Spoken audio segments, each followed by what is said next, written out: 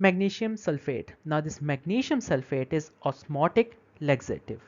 इसका मतलब है कि जो मैग्नीशियम सल्फेट है it is use to treat constipation and it acts as purgative. अब ये किस तरह काम करती है? Magnesium sulphate is poorly absorbed in the lumen. जब ये ल्यूमेन में एब्जॉर्ब नहीं होगी तो वहाँ पर क्या करेगी? ऑस्मोटिक लोड जो है वो इंक्रीज करेगी। अब ये ऑस्मोटिक लोड किस तरह इंक्रीज करेगी? पहली बात, जो इंजेस्टेड वाटर है उसको रिटेन रखेगी। दूसरी बात, जो ब्लड स्ट्रीम में वाटर है उसको भी यहाँ पर एड अप कर देगी, जिसकी वजह से लोड जो है गट के ऊपर वो इंक्रीज हो जाएगा। जब फ्लूइड लेवल्स जो हैं गट में वो इंक्रीज हो जाएंगे तो उसकी वजह से क्या होगा? गट में पेरिस्टालसिस जो है वो स्टार्ट हो जाएगी। It promotes the movement along the gut. So that's how it works as a purgative medicine. और इस मैग्नीशियम सल्फेट को 2 घंटे लग जाएंगे प्यूरगेशन एक्शन शो करने में। तो अगर जीआईटी के पेरिस्टालसिस रिलेटेड डिसऑर्डर्स की बात करें तो उसमें डायरिया भी आ सकता है और कॉन्स्टिपेशन भी आ सकता है। तो पहले डायरिया को देखते हैं। डायरिया किस वजह से हो सकता है? वायरस या कोई बैक्टीरियल इन्फेक्शन है जिसकी वजह से टॉक्सिन्स रिलीज हुए हैं। उन टॉक्सिन्स ने क्या कराया? फ्लूइड का ओवरलोड कराया जिसकी वजह से डायरिया हो गया। या फिर पेशेंट को माल एब्जॉर्प्शन सिंड्रोम है, उस माल एब्जॉर्प्शन की वजह से क्या हुआ है? फ्लूइड का ओवरलोड हुआ है और पेशेंट को डायरिया हुआ है। या फिर हो सकता है कि पेशेंट को कोई डिजीज़ है या एंजाइटी है, और इस डिजीज़ और एंजाइटी की वजह से जो एंटेरिक नर्वस सिस्टम है उसकी पैरासिम्पैथेटिक एक्टिवेशन हुई है जिसकी वजह से पेरिस्टालसिस जो है वो इंक्रीज हुई है। And then finally he has the diarrhoea. अब यहाँ पर डिफरेंट ड्रग्स जो है वो हम यूज़ कर सकते हैं। फॉर एग्जांपल हम यूज़ कर सकते हैं लोपरामाइड। लोपरामाइड के साथ डाइफिनॉक्सिलेट और डाइफिनॉक्सिलेट के साथ कोडीन। ये तीनों जो है ओपियाइड्स है, क्या करेंगे? पैरासिम्पैथेटिक नर्वस सिस्टम की जो एक्टिवेशन है इसको जाकर रिड्यूस करेंगे। किस तरह?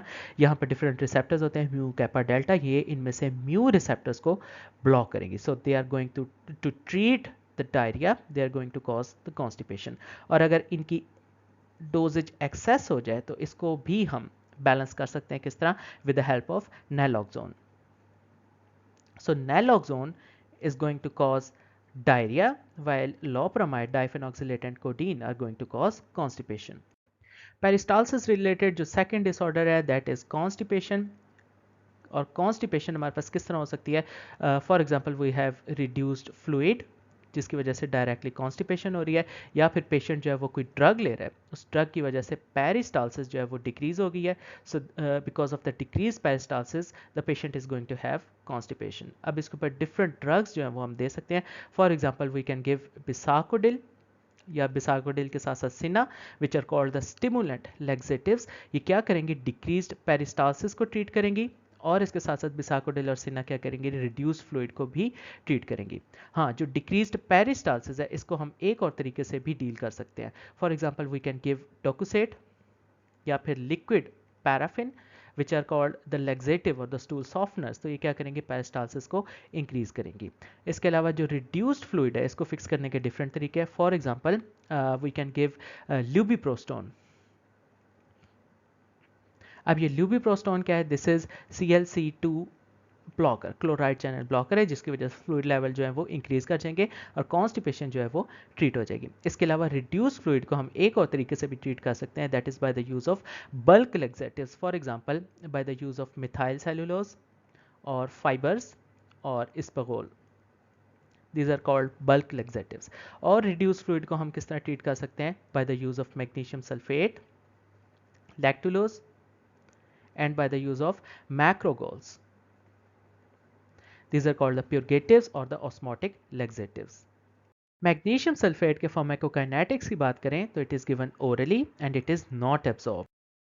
अब क्लिनिकल यूज़ देखें ऑस्मोटिक लैक्सेटिव्स का तो हम उसमें बाउल को साफ कर सकते हैं प्रायर टू द सर्जरी और एग्जामिनेशन, और इस केस में हम यूज़ करेंगे मैग्नीशियम सल्फेट। उसके अलावा हम ऑस्मोटिक लैक्सेटिव्स या फिर मैग्नीशियम सल्फेट को यूज़ कर सकते हैं टू ट्रीट द कॉन्स्टिपेशन, और इस केस में मैक्रोगोल्स या लैक्टुलोज भी यूज़ कर सकते हैं। The effects of lactulose develop after 2 to 3 days.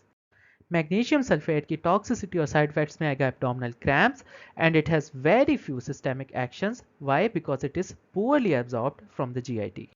तो अगर GIT के पेरिस्टालसिस रिलेटेड डिसऑर्डर्स की बात करें जिसमें कॉन्स्टिपेशन और डायरिया आ जाएगा तो उसमें डिफरेंट ड्रग्स हैं जिनको हम देकर कंडीशन ट्रीट कर सकते हैं। फॉर एग्जांपल कॉन्स्टिपेशन के लिए वी कैन यूज बिथैनिकोल। ये बिथैनिकोल क्या है? दिस इज कोलिनोमाइमेटिक और we can say M1 receptor agonist. उसके अलावा नियोस्टिगमीन यूज कर सकते हैं विच इज कोलिन एस्ट्रेस इनहिबिटर, उसके अलावा कुछ हमारे पास डोपामीन रिसेप्टर एंटेगनिस्ट है, जिसमें मीटोक्लोप्रामाइड, डोम्पेरिडोन और प्रोक्लोरपैराजीन आ सकते हैं। उसके अलावा हम एक एंटीबायोटिक भी दे सकते हैं विच इज़ मैक्रोलाइड, और इसे हम कहेंगे दिस इज एरिथ्रोमाइसिन। उसके अलावा कुछ और ड्रग्स हैं, उन्हें हम कहते हैं बल्क फॉर्मिंग लेग्जेटिव्स, उसमें फाइसिलियम, पोलीकार्बोफिल एंड मिथाइल सेलुलोज आ सकते हैं। फिर कुछ ड्रग्स हैं, उन्हें हम कहते हैं दे आर स्टूल सॉफ्टनर्स। ये स्टूल सॉफ्टनर्स हम यूज़ कर सकते हैं कॉन्स्टिपेशन को ट्रीट करने के लिए। इसमें glycerin, docusate, mineral oil, liquid paraffin और आर्किस ऑयल आ सकते हैं। इसके अलावा कुछ ऑस्मोटिक एजेंट्स हैं, उन ऑस्मोटिक एजेंट्स में lactulose, polyethylene glycol, magnesium oxide, magnesium citrate, sorbitol, sodium phosphate और मैग्नीशियम हाइड्रोक्साइड आ सकते हैं। Then we have a group of another drugs जिसे हम कहेंगे स्टिमुलेंट्स। सो स्टिमुलेंट्स में एलोसिना, बिसाकोडेल, कस्कारा और कैस्टर ऑयल आ सकते हैं। इसके अलावा दो और ड्रग्स हैं, इन्हें हम कहते हैं लुबिप्रोस्टोन एंड लिनाक्लोटाइड। ये भी कॉन्स्टिपेशन को ट्रीट करने के लिए यूज़ कर सकते हैं। These are chloride channel activators. ये क्लोराइड चैनल को एक्टिवेट करेंगे, जिसे हम कहें CCl2 चैनल्स। उसके अलावा मिथाइल नाइट्रेक्सोन और alvimopan, these are opioid receptor antagonist, यानी ये ओपियोइड रिसेप्टर एंटागनिस्ट हैं। ये भी हम कॉन्स्टिपेशन को ट्रीट करने के लिए यूज़ कर सकते हैं। इसके अलावा कुछ और ड्रग्स हैं, उन्हें हम कहते हैं these are anti diarrheal agents. उसमें डाइफिनॉक्सिलेट और लोप्रामाइड, ये हमारे पास ओपियोइड्स हैं। उसके अलावा काइलिन और पैक्टिन आ सकता है, bismuth compound, subsalicylate, citrate salts.